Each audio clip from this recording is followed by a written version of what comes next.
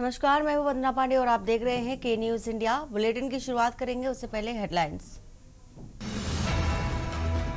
SCO में आतंकवाद के खिलाफ भारत की बड़ी जीत, पाकिस्तानी पीएम की मौजूदगी में पहलगाम हमले की निंदा। मेंबर देश बोले आतंकियों की सजा दिलाना जरूरी।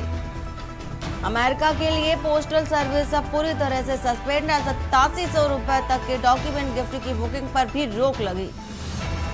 पटना में राहुल तेजस्वी के वोटर अधिकार मार्च और डाक बंगला चौराहे पर जनसभा। राहुल गांधी ने कहा एनडीए के लोग वोट चोरी कर जीत रहे। और वहीं हिमाचल के शिमला में लैंडस्लाइड, 4 की मौत। हरियाणा में 50 एकड़ में खड़ी फसल डूबी। जालंधर लुधियाना के कई इलाकों में 3 फीट पानी भरा। पंजाब के 9 जिलों में बाढ़। और शाह ने सीएम राज्यपाल से की बात। भाखड़ा डैम के गेट 4 फीट तक खोले। लुधियाना में 2 मंजिला इमारत गिरी। और हरियाणा में भारी बारिश की चेतावनी। हथनी कुंड बैराज के सभी फ्लड गेट खोले और सिरसा में 2 घरों की दीवारें गिरी। आप देख रहे हैं के न्यूज, खबरों का सारथी। और हापुड़ से खबर बता रहे हैं, नो हेलमेट नो पेट्रोल अभियान आज से शुरू हो रहा है और पेट्रोल पंप पर बिना हेलमेट नहीं मिलेगा पेट्रोल। दोपहिया वाहन चालकों को भी जागरूक किया जा रहा है। वहीं 1 सितंबर से 30 सितंबर तक पूरे 1 महीने तक इस अभियान को चलाया जाएगा। गठित समिति करेगी अभियान की निगरानी। ये खबर आपको बता रहे हैं हापुड़ से। नो हेलमेट नो पेट्रोल के तहत 1 महीने का अभियान, बिना हेलमेट के पेट्रोल नहीं दिया जाएगा।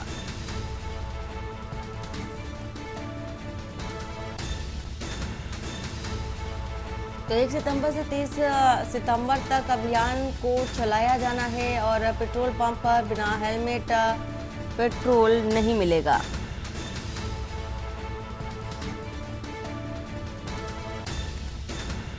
दोपहिया वाहन चालकों को जागरूक किया जा रहा है।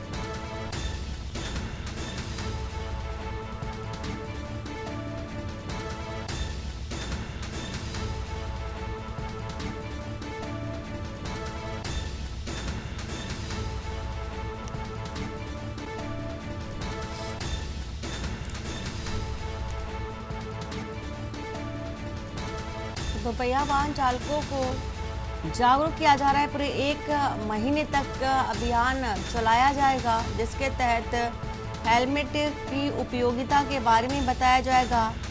वहीं पेट्रोल पंप पर बिना हेलमेट पेट्रोल नहीं दिया जाएगा। सीतापुर से आपको खबर बता देते हैं, सरकारी जमीन पर ग्राम प्रधान का कब्जा।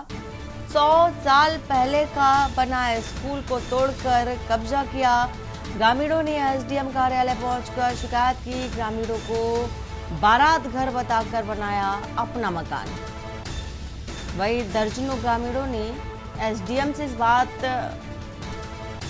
शिकायत की, मुलाकात की। एसडीएम ने जांच के आदेश दिए। लहरपुर तहसील के लक्ष्मण नगर गांव का है पूरा मामला।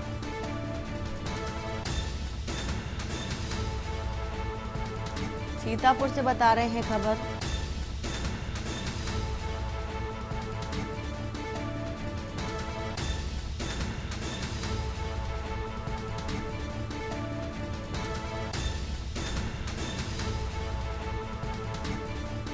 तो सरकारी जमीन पर ग्राम प्रधान का कब्जा। 100 साल पहले का बना स्कूल को तोड़कर कब्जा किया। और नोएडा से खबर, सेक्टर 47 में 32 कुत्तों को लगाया एंटी रेबीज टीका। आरडब्ल्यूए की पहल पर टीकाकरण अभियान चलाया गया। निवासियों और एनजीओ ने मिलकर निभाई जिम्मेदारी। रेबीज से बचाव के लिए सराहनीय कदम उठाया गया। टीकाकृत कुत्तों की पहचान के लिए पट्टे भी लगाए।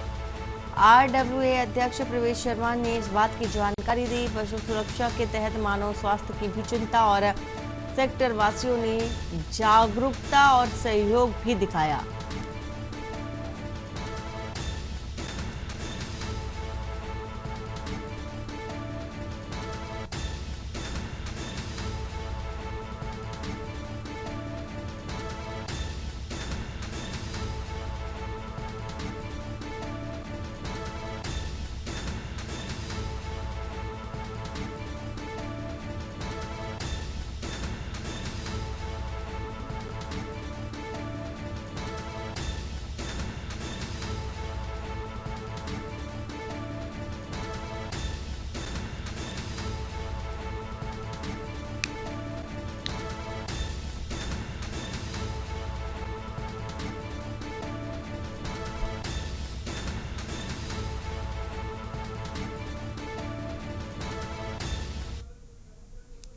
और सोनभद्र के चौपन थाना क्षेत्र स्थित गौरव नगर में पारिवारिक संपत्ति विवाद ने रिश्तों को शर्मसार कर दिया है। बेटियों के नाम संपत्ति कर देने से नाराज बेटे ने अपने ही पिता पर हमला कर दिया। घटना का वीडियो सोशल मीडिया पर वायरल हो रहा है और जिसमें से मारपीट की तस्वीरें साफ देखी जा सकती है। पीड़ित पिता ने आरोप लगाया कि उनका बेटा निर्माण कार्य के दौरान ईंट बालू पर कब्जा करना चाहता था। जब उन्होंने विरोध किया तो बेटे ने गाली गलौज करते हुए बेरहमी से पिटाई कर दी, जिससे उनकी कमर और पैर में गंभीर चोटें आई। पूरी घटना सीसीटीवी में कैद हो गई।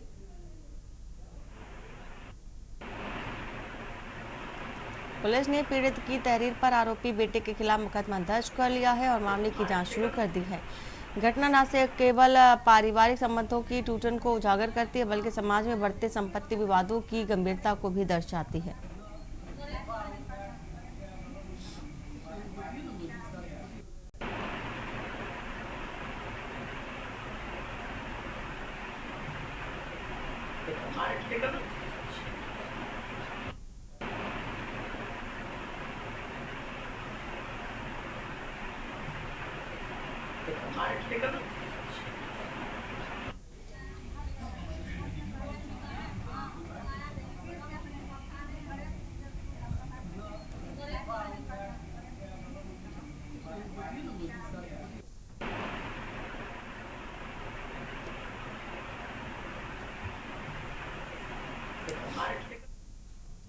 लखनऊ के गोसाईगंज थाना क्षेत्र के उदावत खेड़ा इलाके में एक दिल दहला देने वाली घटना सामने आई।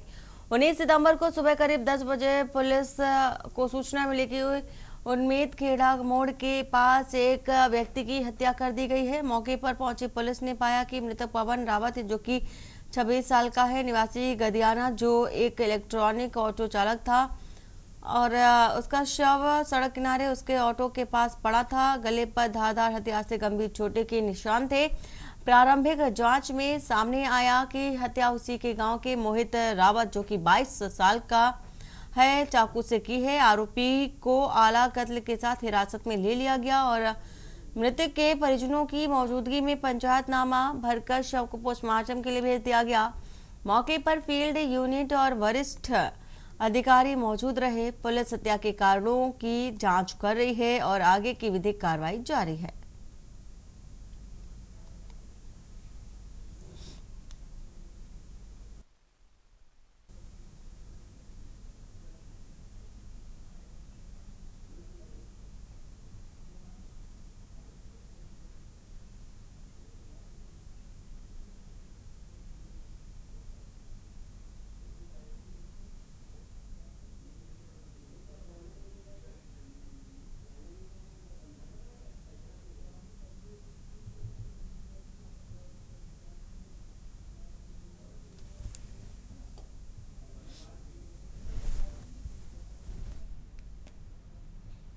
और खबर लखीमपुर खीरी से, जहां भाजपा महिला मोर्चा ने नेताओं कार्यकर्ताओं ने कांग्रेस कार्यालय पहुंच करके जमकर हंगामा काटा। महिलाओं ने विरोध प्रदर्शन के नाम पर नारेबाजी के साथ साथ कार्यालय संपत्ति को नुकसान पहुंचाते हुए कुर्सियां भी तोड़ने से गुरेज नहीं किया। बता दें कि बिहार में कांग्रेस के वोटर अधिकार यात्रा के दौरान पीएम नरेंद्र मोदी और उनकी मां के लिए आम मर्यादित भाषा का इस्तेमाल किया गया था। इसके विरोध में रविवार को कुछ स्थानों से भाजपा महिला मोर्चा की ओर से विरोध प्रदर्शन की खबरें आई थी और इसी क्रम में यहां भी पदाधिकारियों ने विरोध जताना तय कर लिया। और हालांकि यहां जिले की मोर्चा पदाधिकारी समर्थकों सहित कांग्रेस दफ्तर जा धमकी। यहां उन्होंने कांग्रेस सहित राहुल गांधी व सोनिया गांधी के खिलाफ जमकर नारेबाजी की। जीना भरने पर भाजपाई महिलाओं ने कांग्रेस नेताओं की फोटो तोड़ी और कुर्सी आदि तोड़नी भी शुरू कर दी।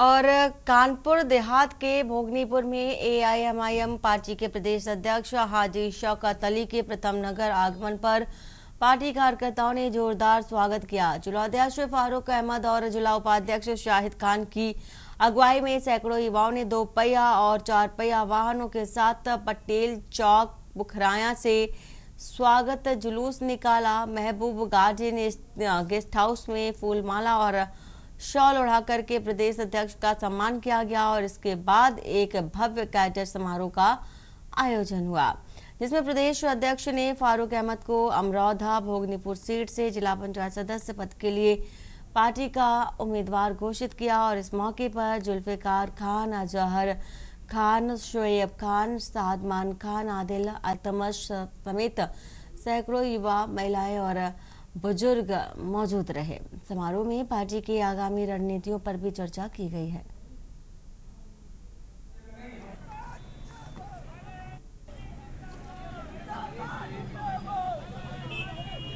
देखिए, कानपुर भोगनीपुर के अंदर हमारा ये कैडर प्रोग्राम था, हमारे ज़िला अध्यक्ष जनाब फारूक साहब ने रखा था और काफ़ी दिनों से मैं वक्त निकालने की कोशिश कर रहा था। तो सही वक्त जब निकला तो हम आ गए और चूँकि आने वाले ज़िला पंचायत के इलेक्शन में पार्टी पूरी मजबूती के साथ इंशाल्लाह उत्तर प्रदेश में पूरे प्रदेश की तमाम ज़िला पंचायत की सीटों पर मजबूती से चुनाव लड़ेगी, उसकी भी तैयारी हमारी चल रही है।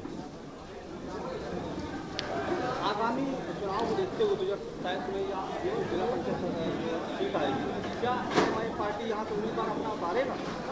हम उत्तर प्रदेश की तमाम ज़िला पंचायत सीटों पर अपना उम्मीदवार उतारेंगे और विधानसभा 2027 में भी इंशाअल्लाह हम 200 सीटों पर काम कर रहे हैं।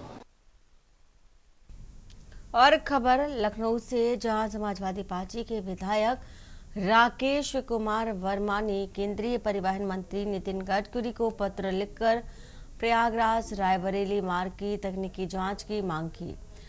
विधायक का कहना है कि इस मार्ग पर हर 100 मीटर पर पैच लगाए गए हैं और कई स्थानों पर बड़े गड्ढे दिखाई दे रहे हैं, जिससे यात्रियों को भारी परेशानी हो रही है। उन्होंने मंत्री से अनुरोध किया कि निर्माण कार्यों की गुणवत्ता की जांच कराई जाए और दोषियों के खिलाफ सख्त कार्रवाई की जाए। विधायक ने कहा कि जनता की सुरक्षा और सुविधा के लिए सड़क की स्थिति सुधारना बेहद जरूरी है।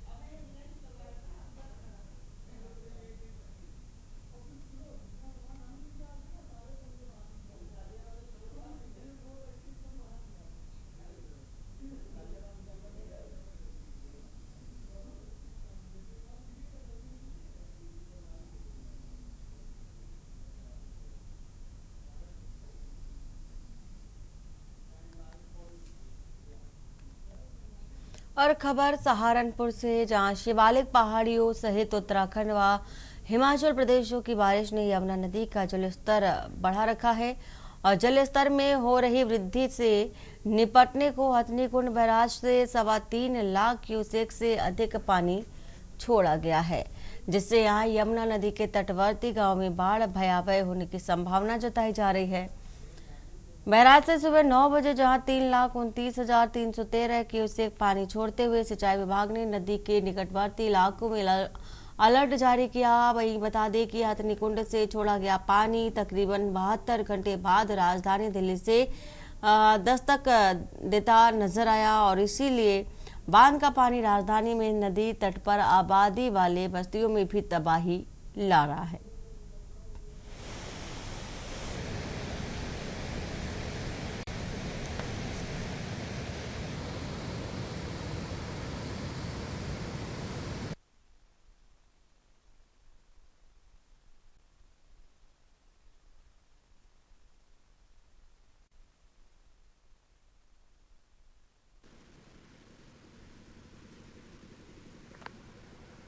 शिवालिक पहाड़ियों में हो रही मूसलाधार बारिश के बाद घाट क्षेत्र की तमाम बरसाती नदियां उफान पर हैं। इसके साथ साथ यूपी हरियाणा का जो बॉर्डर है हथनीकुंड बैराज, वहां पर भी जो है यमुना का जलस्तर जो है लगातार बढ़ता जा रहा है। आज सुबह करीब 9 बजे की बात करें तो 3,29,313 क्यूसेक जो है पानी यहाँ जो यमुना नदी है उसमें ड्रॉप किया गया है, जिससे जो है देश की राजधानी दिल्ली के जो निचले इलाके हैं वहाँ जो है जल भराव की आशंका जो है जताई जा रही है। इसके अलावा जो यमुना तटवर्ती जो है इलाके हैं वहाँ पर जो है सिंचाई विभाग द्वारा अलर्ट जारी कर दिया गया है। यमुना नदी का जो जलस्तर बढ़ रहा है, क्या कोई नुकसान हो सकते हैं? ये इसमें फसलों का नुकसान है ये ज्यादातर। अच्छा जी। और भी जो घर नीचे घर हैं यहाँ पर दिल्ली पे, जो दिल्ली में पानी बढ़ता है वहाँ पे नुकसान होता है, दिल्ली में भी। बिल्कुल, लोगों का कहना है कि यमुना का जलस्तर बढ़ने के बाद जो है दिल्ली के जो निचले इलाके हैं उनमें काफी जो है जल भराव की जो है समस्या बन सकती है। और भी लोग यहाँ मौजूद हैं। क्या नाम है सर आपका? मेरा नाम राजन कुमार है जी। राजन भाई, जो यमुना नदी में जो जलस्तर लगातार बढ़ रहा है, क्या कहना चाहेंगे?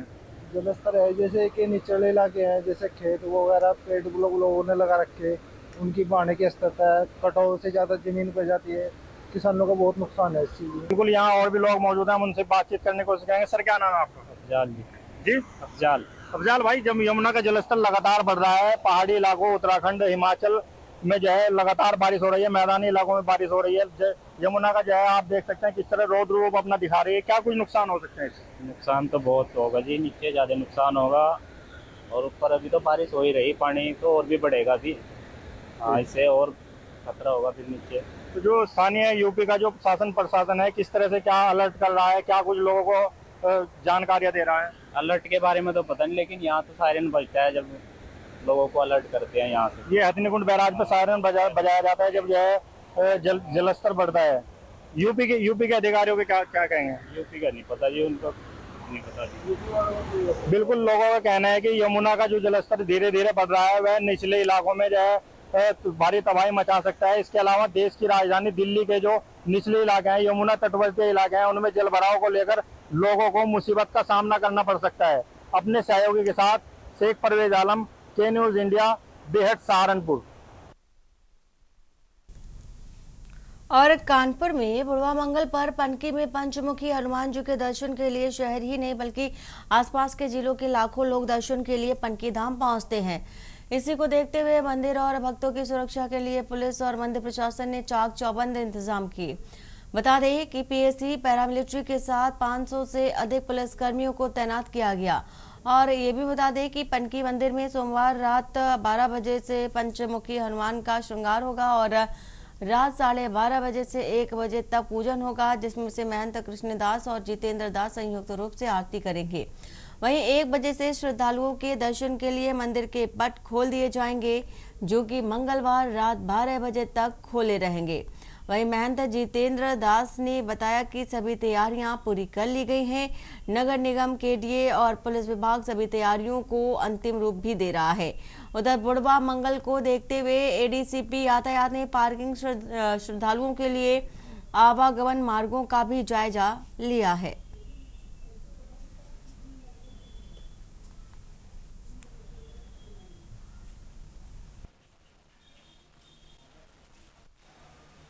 भाई ये बड़ा त्यौहार है, इसमें काफी मात्रा में भीड़ होती है। हम लोगों ने इनके आयोजकों के साथ बैठक करी थी, उन्होंने अपने कुछ कंसर्न बताए हैं। भीड़ को मैनेजमेंट करने के लिए बैरिकेडिंग लगाना, कैमरे लगाना, महिला और पुरुष की लाइन अलग करना, इस तरह के तमाम पॉइंट्स को उठाया गया, जिसको हमने नोट कर दिया है और सभी संबंधित अधिकारियों को मीटिंग करके बता दिया गया। और इस तरह की कोई भी पर्याप्त मात्रा में हम लोग जो है फोर्स लगाएंगे और कोई चूक नहीं होनी। भैया, सभी भक्तों को बुढ़वा मंगल की मंगल में बधाई। आगामी 2 तारीख को कल मंगलवार है। ये बुढ़वा मंगल कहलाया जाता है क्योंकि इसका संबंध महाभारत काल से है। महाभारत काल में भीम को जो है वृद्ध बानर के रूप में हनुमान जी महाराज ने दर्शन दिए थे, उन्हें वरदान दिया था। तभी से उस समय पर जो है भादो मास था, अंतिम मंगलवार था, तब से ही इस मंगल का नाम बुढ़वा मंगल के नाम से विख्यात है। ये 2 तारीख को बुढ़वा मंगल पे पनकी धाम पे जो ऐतिहासिक मेला लगता है और जो दर्शन लोग करने के लिए काफ़ी लोग आते हैं भारी संख्या में, उसके दृष्टिगत आज यातायात व्यवस्था के दृष्टिकोण से आज निरीक्षण किया गया है और कहाँ कहाँ पार्किंग रहेगी, कहाँ कहाँ से डाइवर्जन रहेगा, इसके संबंध में पूरा आज मुआयना किया गया है। और वक्त हो चला एक छोटे से ब्रेक का। ब्रेक के बाद जल्द हाजिर होते हैं। आप देख रहे हैं के न्यूज, खबरों का सारथी।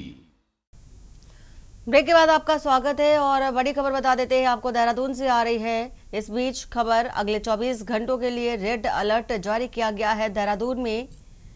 तो लगातार हो रही बारिश से अलर्ट देखा जा रहा है, मौसम विभाग का अलर्ट है, चूंकि रेड अलर्ट जारी किया गया। बागेश्वर, चंपावत, देहरादून, हरिद्वार में रेड अलर्ट जारी किया गया है।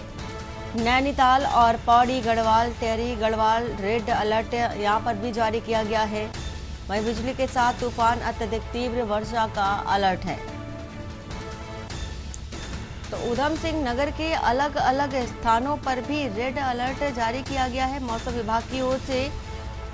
और ब्यूरो चीफ राजेश वर्मा इसी खबर पर हमारे साथ जुड़ चुके हैं। राजेश, चूंकि रेड अलर्ट उत्तराखंड में देखा जा रहा है, कई ऐसे जिले जहां पर साफ तौर पर रेड अलर्ट मौसम विभाग की ओर से जारी किया गया है। बिजली, तूफान और अत्यधिक तीव्र वर्षा का भी अनुमान लगाया जा रहा है। अभी के हालातों की बात करें तो क्या देखा जा रहा है?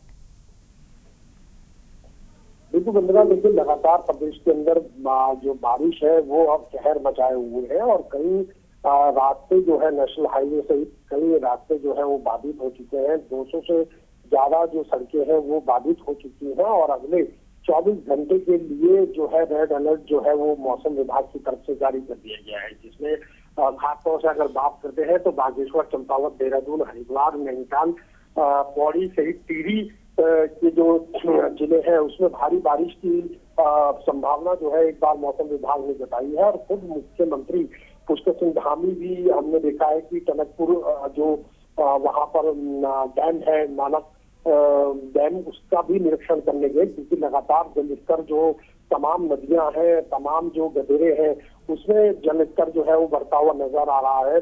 गंगा भी अपने खतरे के निशान पर जो है वो इस समय बह रही है। तो कह सकता है कि जो इस समय सचेत रहने की जरूरत है और अगले 24 घंटे जिस तरीके का मौसम विभाग ने पुनर्निर्माण अनुमान जो है वो जताया है कि अगले 24 घंटे में भारी बारिश जो है वो प्रदेश के कई जिलों में जो है वो देखने को मिल सकती है। इसके साथ साथ आकाशीय बिजली का भी जो है अलर्ट जारी किया गया है। तो इसमें वंदना सचेत रहने की जरूरत है। और अभी तक अगर हम देखते हैं तो लगातार बारिश के चलते प्रदेश में काफी नुकसान जो है वो प्रदेश में हो चुका है और अब जो है इस तमाम नुकसान से और इसकी भरपाई हो या आगे इस नुकसान से बचा जाए, तो इसके लिए मौसम विभाग ने भी अलर्ट कर दिया है और इसके साथ साथ तमाम जो जिलाधिकारी हैं उनको भी अलर्ट मोड पे रखा गया है। बिल्कुल राजेश, और अभी थोड़ी देर पहले टनकपुर पहुंचे थे सीएम पुष्कर सिंह धामी, वो भी आपदा प्रभावित जो स्थलीय क्षेत्र है उनका स्थलीय निरीक्षण भी किया, बाकायदे अधिकारियों से बातचीत भी की थी। और एक बार फिर से देखा जा रहा है कि जो मौसम विभाग है उसने तमाम जिलों को लेकर के रेड अलर्ट जारी किया। लेकिन ये चुनौती ना सिर्फ लोगों के बीच बल्कि प्रशासनिक तौर पर भी बड़ी चुनौती मानी जा सकती है प्राकृतिक आपदा को लेकर के और इस मौसम विभाग की ओर से जारी अलर्ट को लेकर के। राजेश, बिल्कुल वंदना, देखिए लगातार जिस तरीके से मौसम बेमान है, यानी कि जिसको कहा जा सकता है कि मौसम की वजह से रास्ते बाधित हैं। और एक महत्वपूर्ण जानकारी अपने दर्शकों को और दे दें कि इस समय जो है 5 सितंबर तक जो है चारधाम यात्रा सहित हेमकुंड साहिब की यात्रा, यानी कि 5 धामों की यात्रा जो है वो 5 सितंबर तक जो है स्थगित कर दी गई है, क्योंकि लगातार बारिश आ रही है। रोडों जो है वो कहीं जो है कटान हो चुका है, कहीं रोडे जो है वो ब्लॉक है, आवाजाही जो है वो पूर्ण रूप से ठप हो चुकी है। तो इसके चलते जो है जो प्रशासन है, सरकार ने एक निर्णय लिया है कि जो आने वाले श्रद्धालु हैं, खासतौर से जो चारधाम की यात्रा के लिए आ रहे हैं या फिर हेमकुंड साहिब की यात्रा के लिए आ रहे हैं, वो फिलहाल अपनी यात्रा को स्थगित कर दें। यानी कि 5 सितंबर तक जो है जब तक अग्रिम आदेश सरकार की तरफ से नहीं आएगा तब तक यात्रा को पूर्ण रूप से बंद रखा गया। ये इस समय की बहुत बड़ी खबर है वंदना, क्योंकि लगातार हम जैसे आपको बता रहे हैं कि अपने दर्शकों को कि रेड अलर्ट जो है वो प्रदेश के अंदर जारी कर दिया गया है। 200 से ज्यादा सड़कें जो है इस समय बाधित है, चाहे उसमें नेशनल हाईवे की बात करें या स्थानीय जो रोडें हैं वो जो है बाधित हो चुकी हैं। तमाम गंगा, अलकनंदा और इसके साथ साथ जो सहायक नदियां हैं वो अपने स्थान पर बह रही है। तो इस समय सचेत रहने की जरूरत है और मौसम की नजाकत को देख करके ही अगर बहुत अति आवश्यक कार्य हो तो भी बाहर निकले। तो ये इस तरीके की चेतावनी जो है वो कहीं ना कहीं आगे इस बात को दर्शाता है कि अगले 24 घंटे जो है वो उत्तराखंड के लिए भारी हो सकते हैं। और इसी वजह तमाम जो सुरक्षा एजेंसियां हैं या तमाम जो रेस्क्यू टीमें हैं उनको सरकार की तरफ से अलर्ट रखा गया है। और खुद धरातल पर मुख्यमंत्री पुष्कर सिंह धामी इन तमाम चीजों पर निगाह बनाए हुए हैं। लगातार मुख्यमंत्री पल पल की रिपोर्ट जो है अपने अधिकारियों, जिला अधिकारियों के साथ ले रहे हैं। और अगले 24 घंटे वंदना इस बात को हमें बिल्कुल राजेश, 24 घंटे अलर्ट रहने को कहा गया है मौसम विभाग की ओर से। बहुत शुक्रिया पूरी जानकारी देने के लिए। उधम सिंह नगर के अलग अलग स्थानों पर भी रेड अलर्ट जारी किया गया। उत्तराखंड के तमाम जिलों को पहले से ही अलर्ट रखा गया था, लेकिन मौसम विभाग ने अगले 24 घंटे को लेकर के अलर्ट जारी किया है।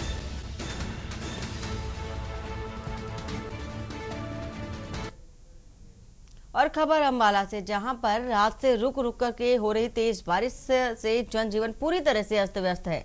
कैंट क्षेत्र की कई कॉलोनियों में जलभराव, बाढ़ जैसा दृश्य बन गया है। शहर के हालात को लेकर के लोगों में आक्रोश भी है और वो नाराजगी भी जता रहे हैं।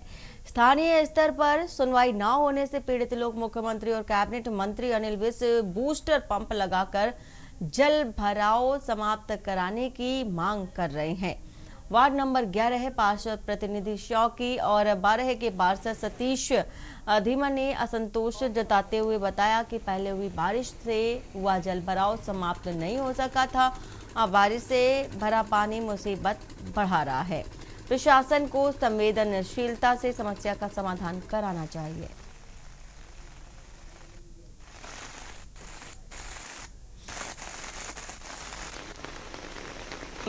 शाम से कल सुबह से ही बहुत इस एरिया की इतनी बुरी हालत है कि 3-3, 4-4 फुट पानी गलियों में है और 2-2 फुट पानी घर में है। और यहाँ तक अभी तक प्रशासन का कोई भी यहाँ कर्मचारी या अधिकारी यहाँ तक नहीं पहुँचा कि कोई। हम 2023 से प्रशासन से मांग कर रहे हैं कि आप हमारे इस कॉलोनी को लिए एक बूस्टर लगाया जाए ताकि हमको इस बाढ़ से निजात मिल सके। और हमारे यहाँ पे 3-3, 4-4 फुट पानी लगा आया हुआ है। पहले नदी का पानी आ गया था क्योंकि बांध कच्चा था, अभी कहीं कहीं जगह से वहाँ से टूट के पानी आ गया। और उसके बाद अभी बरसात हो रही है कल से, उससे बहुत ज़्यादा पानी आया हुआ है। घरों के अंदर पानी घुसा हुआ है। बच्चों को उठा उठा के स्कूल लेके जाना है, ना प्रशासन आ रहा है ना कोई। 2023 में तो 5-5, 6-6 फुट पानी आया था, उसके बाद भी कुछ नहीं किया। और अभी तक कुछ नहीं कर रहे सरकार। देखिए ऐसा है, ये जो पीछे अभी बाढ़ आई थी उस बाढ़ की वजह से हमारे पास बिल्कुल लगता है 11 नंबर वार्ड, और उस वार्ड से होता हुआ पानी, मेरा जो वार्ड नंबर 12 है, मैं सतीश धीमान हूँ, यहाँ से पार्षद हूँ वार्ड नंबर 12 से, तो मेरे वार्ड में ये पानी आ गया है। और इसको निकालने के लिए हमने यहाँ पे पंप लगा रखे हैं। देखिए आपके सामने कम से कम 8-10 पंप लगे हुए हैं। तो आज सवेरे माननीय मुख्यमंत्री जी का मेरे पास फ़ोन आया, उन्होंने वहाँ का पूछा कि यहाँ की क्या स्थिति है। तो मैंने बताया भी यहाँ पे कंडीशन अभी है तो कंट्रोल में, लेकिन पानी नहीं निकल पा रहा पूरी तरह से। वार्ड नंबर 11 और 12 का जो पानी की निकासी के लिए बड़ा टफ चैलेंज आया हुआ है, उसको समाधान करने के लिए वार्ड नंबर 12 से सतीश जी हमारे एमसी साहब हैं और 11 नंबर वार्ड के सब ने इकट्ठे मिलजुल के बड़े अच्छे से प्रयास कर रहे हैं अभी पानी निकल जाए। हमारे यहाँ पर कम से कम 5 से 6 इंजन और 2 मोटर बूस्टर लगाई गई हैं, जिससे हम कोशिश कर रहे हैं अभी हमारे वार्ड में पानी जल्द से जल्द निकल सके। और हरियाणा सरकार द्वारा 25 सितंबर से शुरू की जा रही दीनदयाल लाडो लक्ष्मी योजना को लेकर फरीदाबाद की महिलाओं में भारी उत्साह देखा जा रहा है। इस योजना के तहत 23 से 60 साल की आयु वर्ग की महिलाओं को 2100 रुपए मासिक सहायता दी जाएगी, और जिससे कि 1 लाख रुपए तक की आय वाली करीब 20 लाख महिलाओं को पहले चरण में लाभ मिलेगा। महिलाओं ने इस पहल को आर्थिक राहत बताते हुए कहा कि ये राशि उनके घर खर्च, बच्चों की पढ़ाई और अन्य जरूरतों को पूरा करने में मददगार होगी। उन्होंने प्रधानमंत्री नरेंद्र मोदी और मुख्यमंत्री नायब सैनी का आभार जताते हुए इसे एक सराहनीय कदम बताया। योजना को लेकर महिलाओं में बेसब्री से 25 सितंबर का इंतजार है। योजना है और मुख्यमंत्री नायब सिंह सैनी ने चलाई है, जिसमें प्रत्येक महिला और लड़कियों को हर महीने 2100 रुपए दिए जाएंगे। किस किस तरीके के फायदे होंगे और सरकार के लिए क्या कहना चाहिए? महिलाओं के लिए तो महिलाएं हाउसवाइफ हैं ज्यादातर, इसलिए महिलाओं को तो बच्चों के लिए ट्यूशन के लिए, घर के राशन के लिए इनमें फायदा होगा। और जो स्टूडेंट लड़कियां हैं उनके लिए वो अपने खर्चे मतलब पढ़ाई के लिए बुक्स वगैरह इनमें फायदा हो। इस योजना का नाम है लाडो लक्ष्मी योजना। इसमें 2100 रुपये महिलाओं को दिए जाएंगे, जिससे गरीबों की सहायता हो, मदद हो। हम ऐसे मंत्री की बात करते हैं। लाडो लक्ष्मी योजना के बारे में हमने पहले सुना था, लेकिन हमें मुख्यमंत्री जी ने लागू कर दी है, जिससे हम महिलाओं को बहुत ही हेल्प मिलेगी और हमारे लिए लागू हो जाए तो इससे बड़ी बात कोई है। सबसे बड़ी बात यह है कि महिलाओं को 100 रुपये की मदद भी बहुत होती है, लेकिन मुख्यमंत्री जी ने जो 2100 की योजना लागू करी है वो हम महिलाओं के लिए बहुत ही योगदान देगी, हमारे राशन में, हमारे बच्चों के में, जो हमारे लिए बहुत ही लाभप्रदक होगी। बहुत बढ़िया जी। कितने पैसे जो है वो मिलेंगे, किस तरीके जो है आप लोगों को मिलेंगे? हमको जी ये सहायता मिलेगी कि भाई हम बच्चों के लिए कुछ कर सकते हैं, कुछ अपने लिए भी कर सकते हैं, अपनी बेटियों के लिए भी ले दे सकते हैं, और उससे हम प्रधानमंत्री का धन्यवाद करते हैं। जिस तरीके से देखा जाए तो 2100 रुपये मिलेंगे, और किस चीज में जो है सहायता मिलेगी, या राशन लाने में या किसी तरीके से? हर चीज में मिलेगी जी, राशन लाने में भी जी, वह घर में खर्चे में भी, बच्चों को कभी टाइम बे टाइम देने के लिए भी फायदा ये है। इसमें घर में राशन के लिए, बच्चे के लिए, पढ़ाई लिखाई को उसको बहुत बढ़िया अच्छा है। अच्छा है। हाँ। सरकार के लिए क्या कहना चाहेंगे? सरकार के लिए बढ़िया है, जो अच्छी है स्कीम चला रखी है, बढ़िया चला रखी। अम्बाला के कच्चा बाजार स्थित भाजपा सदर मंडल अध्यक्ष रवि बुद्ध राजा के निवास पर देर शाम अचानक आग लग गई। घटना के समय परिवार घर पर मौजूद नहीं था। आग लगने की सूचना मिलते ही पड़ोसियों ने फायर ब्रिगेड को सूचना दी और आग बुझाने में जुट गए। फायर ब्रिगेड की टीम ने मौके पर पहुंचकर आग पर काबू पाया। हालांकि घर का सामान जलकर राख हो गया। आग के कारणों का भी स्पष्ट पता नहीं चल पाया है, लेकिन शॉर्ट सर्किट की आशंका जताई जा रही है। हरियाणा के ऊर्जा, परिवहन एवं श्रम मंत्री अनिल विज स्वयं मौके पर पहुंचे और परिवार को सांत्वना देते हुए प्रशासन को हर संभव मदद के निर्देश दिए हैं। एसडीएम, एसएचओ थाना कैंट और पार्षद बीएस बिंद्रा भी मौके पर पहुंचे।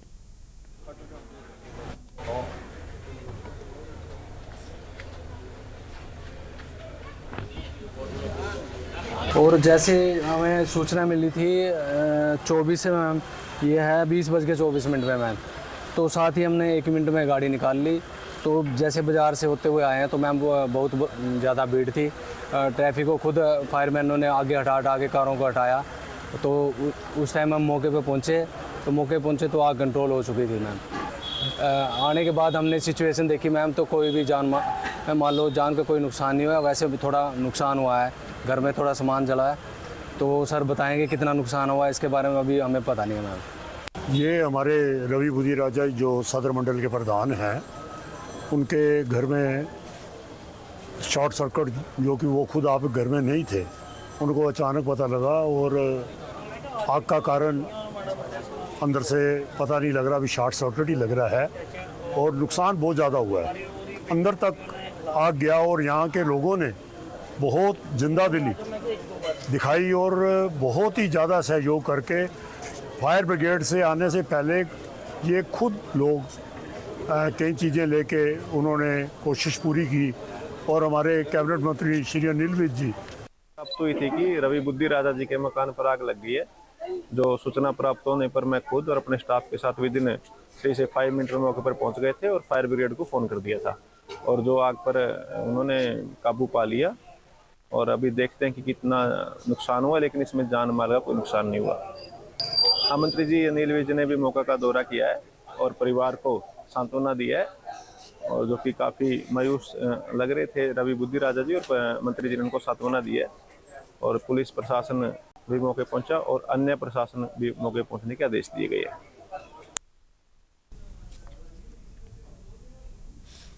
खबर अम्बाला से, जहां पिछले 3 दिन से जारी भारी बारिश जो स्थानीय बाशिंदों के लिए आफत बनी है। शहर के कलाल माजर इलाके में बारिश की वजह से एक घर का अचानक छज्जा गिर गया। हादसा होते होते टल गया।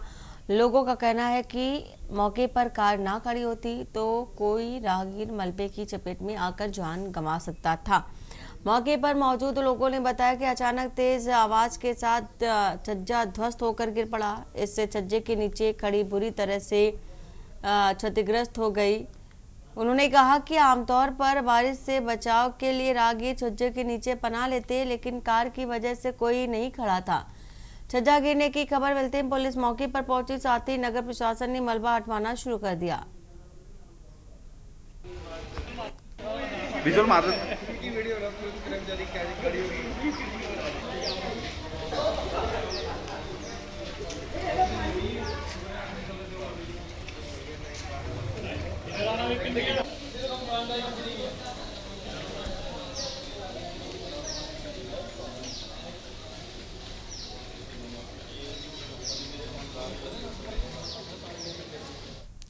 और यमुना नगर स्थित हथनी कुंड बैराज से यमुना नदी में लगातार बढ़ता जलस्तर दिल्ली वासियों के लिए चिंता का कारण बनता जा रहा है। सोमवार सुबह 8 बजे यहां पानी का बहाव 3,11,000 क्यूसेक था। वहीं 9 बजे यह बढ़कर 3,29,000 क्यूसेक तक पहुंच गया, जो हाई फ्लड स्तर से ऊपर है।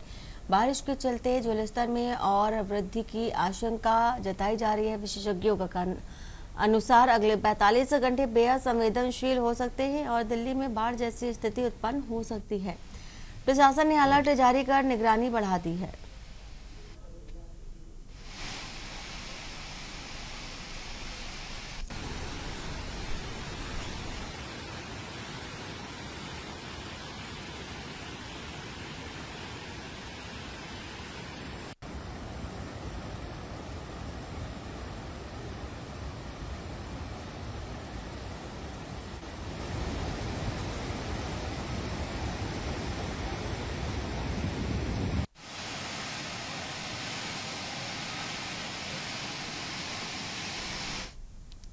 और खबर जामताड़ा से, जहां डीआईजी धुमका अंबर लकड़ा ने नाला प्रखंड क्षेत्र के नाला एसडीपीओ कार्यालय का वार्षिक निरीक्षण किया। इस मौके पर उन्होंने बताया कि सड़क हादसों के प्रति प्रदेश सरकार संवेदनशील है, इसलिए दुर्घटना में घायल होने वालों की मदद कर अस्पताल पहुंचने वालों को सरकार 24 घंटे में 25,000 की आर्थिक सहायता मुहैया करा रही है। डीआईजी ने निरीक्षण की शुरुआत एसपी राजकुमार मेहता व एसडीपीओ मनोज मेहतो सहित अन्य मातहतों के साथ विभागीय कामकाज की समीक्षा की। इस दौरान उन्होंने इंस्पेक्टरों और दरोगाओं को वारदातों के शीघ्र खुलासे के निर्देश दिए। साथ ही लंबित विवेचनाओं के निस्तारण पर अधिक समय लगाने पर नाराजगी जताई। निरीक्षण पूरा कर पत्रकारों से बातचीत में पुलिस अधिकारी ने अभिलेखों की जांच कर स्वीकृति देने की बात स्वीकार की। बताया कि आर्थिक अपराध अनुसंधान और विवेचनाओं के गुणवत्तापूर्ण निस्तारण पर फोकस किया जा रहा है। बढ़ते सड़क हादसों का जवाब देते हुए पुलिस उच्च अधिकारियों ने दावा किया कि पश्चिम बंगाल के एंट्री पॉइंट पर नियमित जांच जारी है।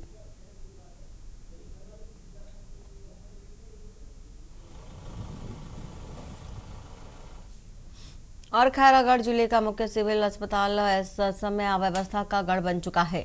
यहाँ मात्र 6 स्टाफ नर्सें कार्यरत है, जो कि 8-8 घंटे की शिफ्ट में 2-2 की संख्या में ड्यूटी करती हैं और सीमित स्टाफ के भरोसे पूरे अस्पताल का संचालन हो रहा है, जिससे कि स्वास्थ्य सेवाओं की गुणवत्ता प्रभावित हो रही है। मरीजों ने आरोप लगाया कि नर्सों का व्यवहार बेहद अमानवीय है। लगातार अभद्र भाषा और दुर्व्यवहार के कारण मरीजों को भारी परेशानियों का सामना करना पड़ रहा है। डॉक्टरों की अनुपस्थिति और समय पर इलाज न मिलने से कई मरीज मजबूरी में निजी अस्पतालों का रुख कर रहे हैं। बीते दिनों अस्पताल के वार्डों में मवेशियों के घुसने और कुत्तों के बेड पे सोने का वीडियो भी वायरल हुआ, जिससे सुरक्षा व्यवस्था पर गंभीर सवाल खड़े हुए। इस मौके पर मुख्य चिकित्सा एवं स्वास्थ्य अधिकारी डॉक्टर आशीष शर्मा ने स्वीकार किया कि अस्पताल सभी ओर से खुला है और 2 बड़े प्रवेश द्वार होने से मवेशी आसानी से अंदर घुस जाते हैं।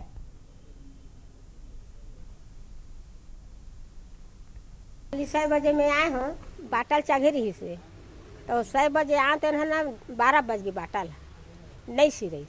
अब घेरी बेरी खून है आपस हो अब घेरी बीरी बंद हुई तो मैं 2-4 बार बोले हाँ तो सांझ कान भी बोली से मोला कि तोरे यहाँ पासु पारी रिबो तो गरज है तो 14 बेले आबे ऐसे की मैं भी बोले हाँ 14 बेले में भी आहूँ और 14 बेले ते भी आबे जांच करे भाई जी को इलाज कराने लाना था। उसके बाद कल शाम को हम लोग 2 बाटल उतारा था है ना। उसके बाद सुबह फिर 2 बाटल फिर चढ़ाया। उसके बाद बाटल ख़त्म हो गया। बाटल ख़त्म हुआ तो बाटल ख़त्म हो गया तो मैडम को बोला मैं, मैडम बाटल ख़त्म हो गया तो बोले आ रहा हूँ। तो भाई बाटल ख़त्म हो गया तो खून ऊपर चढ़ रहे मतलब का है। और बाद में मैं बोला मैडम आप सुबह से चिड़चिड़ कर रहे हैं मेरा लिए। व्यवहार की जो शिकायतें हैं वो बहुत खराब स्थिति है। ऐसा बिल्कुल भी नहीं होना चाहिए। संबंधित के खिलाफ कारण बताओ नोटिस और स्पष्टीकरण जारी किया गया है। जैसे ही उनसे उनके जवाब प्राप्त होंगे नियमानुसार उसका परीक्षण कर कार्रवाई की जाएगी। तब नहीं हुई पूरा। अभी भी पहली बाटा 9 बजे से चढ़ा तो 8 नहीं हो जा देख लो। ओकर बाद खून बंद हो गया। बलाथन तो घेरी बेरी मोल बलाथो के थे हैं तो का समस्या हुआ इतनी तबीयत बने नहीं हुए हैं। कौन की थे आप? ये madam doctor Amritsar commissionerate police ने बाढ़ प्रभावित रामदास और अलनाला क्षेत्र के ग्रामीणों की मदद के लिए राहत सामग्री से भरे 3 ट्रक रवाना किया। पुलिस आयुक्त गुरप्रीत सिंह भुल्लर और अन्य वरिष्ठ अधिकारियों ने 31 अगस्त को इन ट्रकों को रवाना किया। इन ट्रकों में 700 पैकेट्स के साथ बिस्किट, जूस, ब्रेड, नमक, मोमबत्तियां, मच्छर भगाने वाली कॉयल और पीने का पानी और दवाइयां शामिल थी। यह सामग्री पुलिस बल और समाजसेवी संस्थाओं के सहयोग से एकत्र की गई। अधिकारियों ने बताया कि यह राहत अभियान लगातार जारी रहेगा ताकि बाढ़ प्रभावितों और पीड़ितों को समय पर सहायता दी जा सके।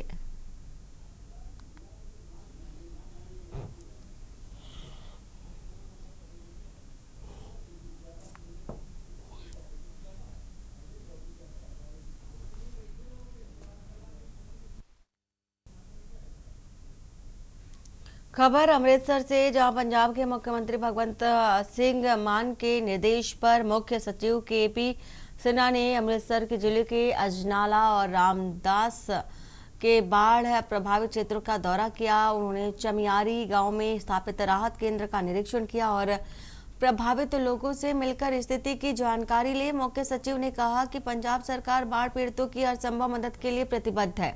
उन्होंने बताया कि राहत कार्यों के बाद विशेष गिरदावरी करवा करके नुकसान की भरपाई की जाएगी। इस दौरान जल संसाधन विभाग, एनडीआरएफ, सेना और जिला प्रशासन के अधिकारी भी मौजूद रहे। उन्होंने समाजसेवी संगठनों की भूमिका की सराहना की और प्रशासन को निर्देश दिए कि किसी भी प्रभावित व्यक्ति को भोजन, दवा या आश्रय की कमी ना हो। जिला प्रशासन ने बताया कि सभी विभागों की टीमें 24 घंटे राहत कार्यों में जुटी हैं।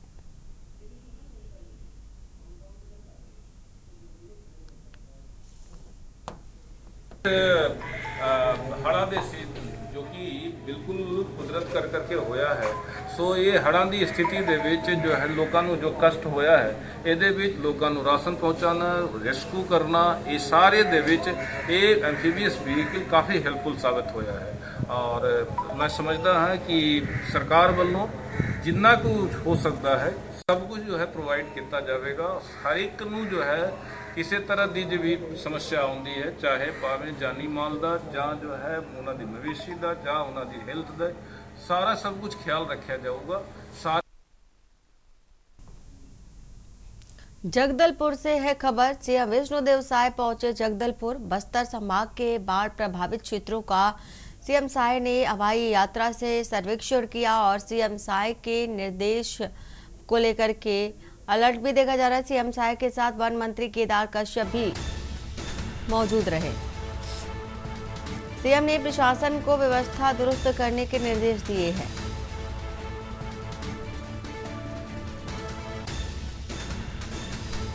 तो हवाई निरीक्षण किया है सीएम विष्णुदेव साय ने और उनके साथ वन मंत्री केदार कश्यप भी मौजूद रहे।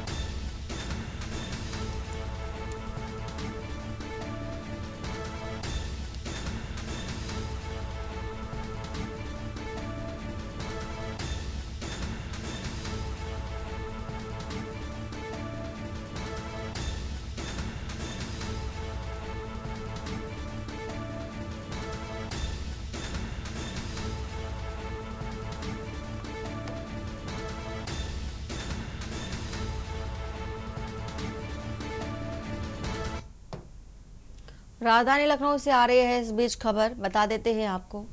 नगर निगम कर्मचारियों का कार्य बहिष्कार। राजधानी लखनऊ से खबर, कार्य बहिष्कार हुआ है नगर निगम कर्मचारियों का। नायब तहसीलदार पर एफआईआर से भड़के कर्मचारी। और वहीं अवैध कब्जा हटाने में किसान से विवाद हुआ था, जिसको लेकर के कार्य बहिष्कार किया गया है। कर्मचारियों ने एफआईआर को फर्जी बताया। तो मुख्यालय पर लेखपालों का जोरदार प्रदर्शन। लखनऊ से एक खबर आपको बता रहे हैं। समर्थन में चकबंदी, लेखपाल संघ अध्यक्ष आलोक यादव भी मौजूद रहे और इंसाफ की मांग पर कर्मचारी अड़े हुए हैं।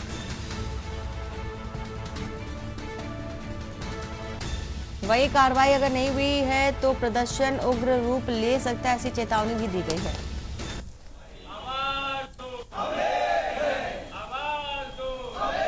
हमारे लेखपालों के साथ, अधिकारियों के साथ जो उत्पीड़न हुआ है, जिसके लिए हम सभी एक साथ होकर एकत्रित हुए हैं और निश्चित रूप से हमारा कार्य सरकार के आदेशों का पालन करना है। हमारा लेखपाल जब उसका पालन करता है तो मौके पर उसके खिलाफ एक सरकारी विभाग द्वारा ही, पब्लिक के द्वारा कोई शिकायत दर्ज नहीं है। सरकारी महकमा जो पुलिस महकमा है उसके द्वारा हमारे कर्मचारियों पर कार्रवाई की गई है, तो निश्चित रूप से अशोभनीय है।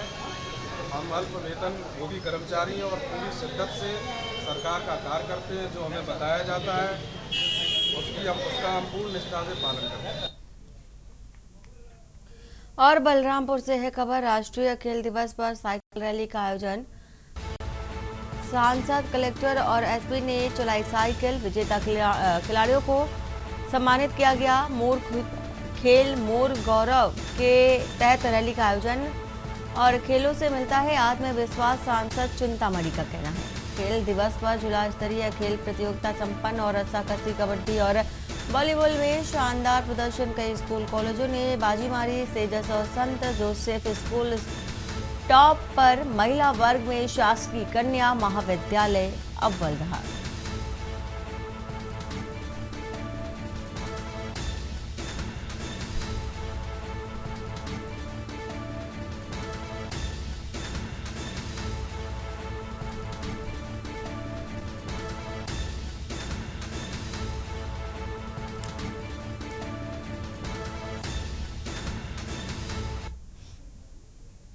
और बालोद से खबर बता देते हैं। लौह अयस्क के परिवहन को लेकर के राजहरा संघ का धरना, मशाल जुलूस के साथ जताई गई मांग और माइंस ऑफिस के बाहर प्रदर्शन का समापन। भिलाई तक आंशिक परिवहन कार्य की मांग और स्थानीय परिवहन संघ ने दिखाई एकजुटता। दिल्ली राजहरा से भिलाई रूट पर अधिकारी की मांग, प्रमुख मार्गों से गुजरा विरोध जुलूस और मांगे न मानी गई तो आंदोलन करने की भी चेतावनी दी गई है।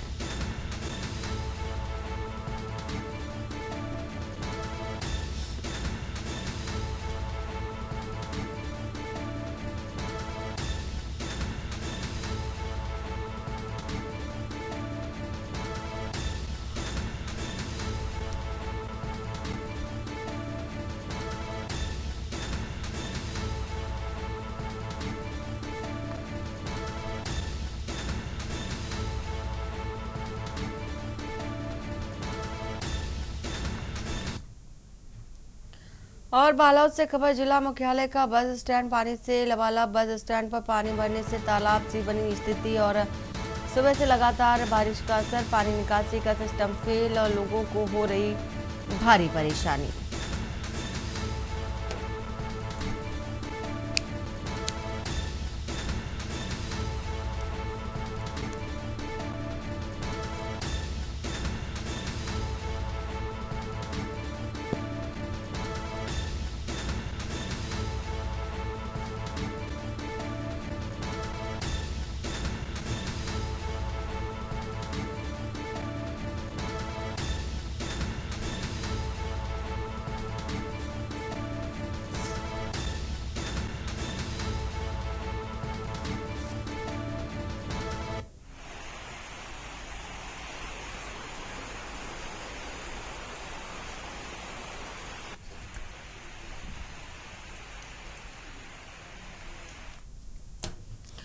और बुलेटिन में फिलहाल इतना ही। बाकी की खबरों के लिए बने रहिए आप के न्यूज इंडिया के साथ। नमस्कार।